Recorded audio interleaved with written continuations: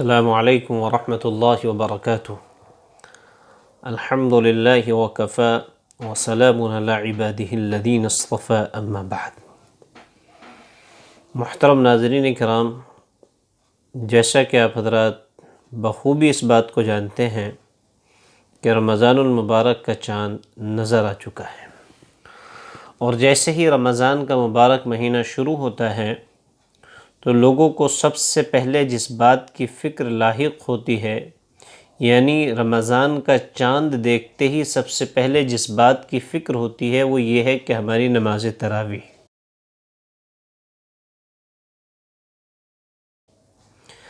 اب چونکہ اس وقت میں مختلف لوگوں کی طرف سے مختلف سوالات آ رہے ہیں، جس میں ایک سوال بہت زیادہ اہم ہے، وہ یہ کہ ملک میں لاک ڈاؤن ہونے کی وجہ سے مسجدیں بند ہیں اور ہم اب تراویح اس طرح نہیں پڑھ پا رہے جس طرح ہمیں پڑھنی چاہیے۔ تو اب اس کا دوسرا آپشن یہ ہوتا ہے کہ کیا ہم جب کہ نماز تراویح مسجد میں نہیں پڑھ پا رہے ہیں اور قرآن کریم بھی ہم تراویح میں نہیں سن پا رہے ہیں، تو دوسری شکل اس کی یہ ہے کہ ہم الم ترا سے تراویح پڑھ لیں۔ اب مان لیجئے اگر کسی گھر میں کوئی ایک آدمی بھی ایسا نہیں ہے کہ جس کو الم ترا سے لے کر سورہ ناس تک کی 10 سورتیں یاد ہوں، اور وہ یہ چاہتے ہیں کہ ہم نماز تراویح جماعت کے ساتھ ادا کریں، تو کیا کوئی شخص جس کو سورہ الم ترا سے لے کر سورہ ناس تک کی پوری صورتیں یاد نہ ہوں بلکہ 6 یا 8 یا 4 یا 2 صورتیں یاد ہوں، تو کیا وہ شخص نماز تراویح کی امامت کر سکتا ہے؟ تو اس کے تعلق سے آپ سن لیں کہ اگر کسی آدمی کو سورہ فاتحہ کے علاوہ صرف 2 صورتیں یاد ہیں، یعنی انا اعطینا یا سورہ قل هو اللہ احد، یا یوں کہہ لیجئے کہ اس کے علاوہ کوئی اور 2 صورتیں یاد ہوں، تو وہ آدمی نماز تراویح کی امامت کر سکتا ہے، اور اس کی نماز تراویح کی امامت جائز ہوگی اور اس کی نماز تراویح شمار ہوگی۔ اس کا طریقہ کیا ہوگا؟ اس کا طریقہ یہی ہے، آپ ایک بات اچھی طریقے سے ذہن نشی فرما لیں کہ قرآن کریم نماز تراویح کا جز نہیں ہے، یعنی نماز تراویح کے صحیح ہونے کے لیے یہ ضروری نہیں ہے کہ اس میں پورا قرآن پڑھا جائے، یا اس میں پورا قرآن نہ پڑھ کر کم از کم سورہ الم ترا سے لے کر سورہ ناس تک کی صورتیں پڑھی جائیں، بلکہ ختم قرآن مستقل ایک الگ سنت ہے، اور یہ سنت علی الکفایہ ہے، یعنی اگر پوری بستی کی طرف سے کسی ایک جگہ بھی اس کو پڑھ دیا جائے تو سب کے سب میں سے یہ سنت ادا ہو جاتی ہے۔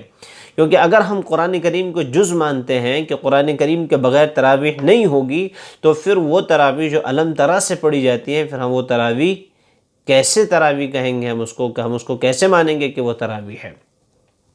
تو یاد رکھیں، تراویح کی نماز سنت نماز ہے، اور یہ ٹھیک اسی طرح سنت نماز ہے جس طرح آپ ظہر کے نماز کے بعد 2 رکعت سنت پڑھتے ہیں، جس طرح آپ مغرب کی نماز کے بعد 2 رکعت سنت پڑھتے ہیں، جس طرح آپ عشاء کی نماز کے بعد 2 رکعت سنت پڑھتے ہیں، جس طرح آپ فجر کی نماز سے پہلے 2 رکعت سنت پڑھتے ہیں۔ تو یہ جو سنتیں آپ 2 رکعت پڑھتے ہیں، تو بہت ممکن ہے کہ آپ کو اس میں بہت زیادہ صورتوں کی یاد کرنے کی ضرورت نہیں ہوتی ہے، اس میں یہی ہوتا ہے کہ اگر آپ کو 2 صورتیں بھی یاد ہیں تو بھی آپ نماز پڑھ سکتے ہیں، اور اگر 2 سے کم یاد ہیں تو بھی آپ پڑھ سکتے ہیں۔ تو میں آپ کی آسانی کے لیے بتا دوں، اگر آپ کو صرف سورہ فاتحہ کے علاوہ 2 صورتیں یاد ہیں تو آپ نماز تراویح اس طرح پڑھ سکتے ہیں۔ پہلی رکعت میں ثنا سبحانک اللہم، اس کے بعد سورہ فاتحہ، اور اس کے بعد جو صورت آپ کو یاد ہے اس میں سے جو صورت پہلے آتی ہے۔ فار ایگزامپل، آپ کو 2 صورتیں یاد ہیں، سورہ قل هو اللہ احد اور سورہ والعصر یا سورہ انا اعطینا، تو چونکہ سورہ والعصر اور سورہ انا اعطینا قل هو اللہ احد سے پہلے آتی ہیں، لہذا آپ پہلی رکعت میں قل هو اللہ احد سے پہلے آنے والی کوئی بھی ایک سورت جو آپ کو یاد ہے وہ پڑھ لیجئے، اور دوسری رکعت میں قل هو اللہ احد پڑھ لیجئے۔ تو پہلی رکعت میں سورہ فاتحہ سبحانک اللہم، سورہ فاتحہ، اور اس کے بعد کوئی ایک سورہ۔ اب اس کے بعد اب آپ جب دوسری رکعت کے لیے کھڑے ہوں گے تو سورہ فاتحہ اور اس کے بعد آپ کوئی بھی ایک سورہ، یعنی آپ قل هو اللہ احد ہی پڑھ لیجئے۔ تو اس طرح آپ کی 2 رکعت نماز ہو جائے گی۔ جس طرح آپ 2 رکعت نماز تنہا پڑھتے ہیں، اسی طرح آپ 2 رکعت نماز جماعت میں بھی پڑھ سکتے ہیں۔ اسی طرح آپ دوسری بات یہ سمجھیں کہ اگر مان لیجئے آپ کو سورہ فاتحہ اور قل هو اللہ احد کے علاوہ دوسرا کچھ یاد نہیں ہے تو پھر سورہ فاتحہ پڑھ لیجئے، اور سورہ فاتحہ پڑھنے کے بعد پھر قل هو اللہ احد پڑھیے، اور اگر اس کے علاوہ آپ کو دوسری کوئی صورت یاد نہیں ہے تو پھر اگلی رکعت میں بھی سورہ فاتحہ پڑھیے اور اس کے ساتھ سورہ قل هو اللہ احد پڑھ لیجئے، اور جس طرح آپ نے یہ پہلی 2 رکعتیں پڑھی ہیں اسی طرح بقیہ آپ کی جو 18 رکعتیں ہیں ان کو بھی اسی طرح پڑھ سکتے ہیں۔ بہت میں امید کرتا ہوں کہ شاید آپ کو یہ مسئلہ سمجھ میں آ گیا ہوگا۔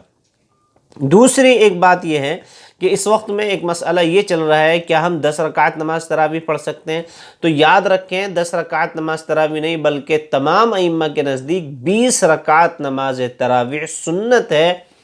اور یہ سنت مستقل صحابہ سے ثابت ہے، اور ائمہ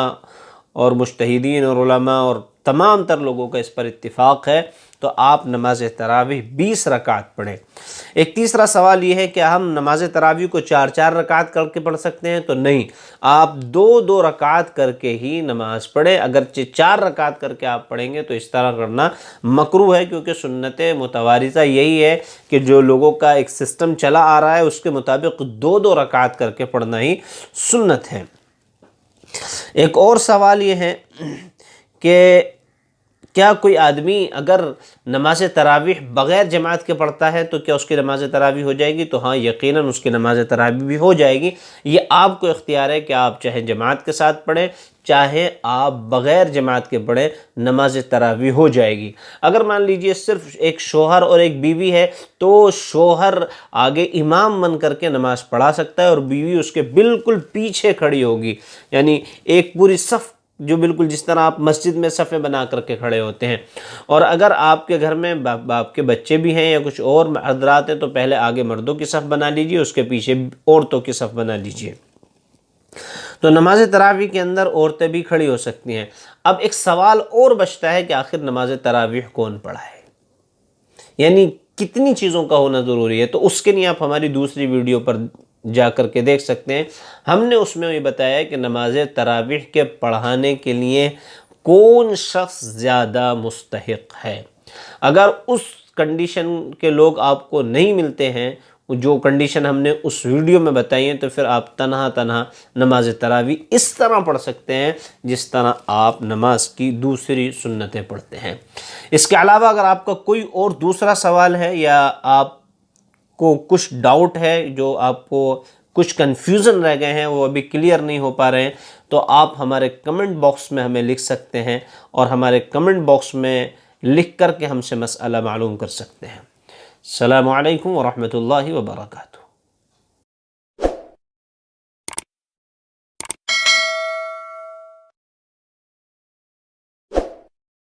اس کے علاوہ دوستو ہمارے چینل کی ویڈیوز کو لائک ضرور کریں اور اپنے سوشل میڈیا اکاؤنٹس پر شیئر ضرور کریں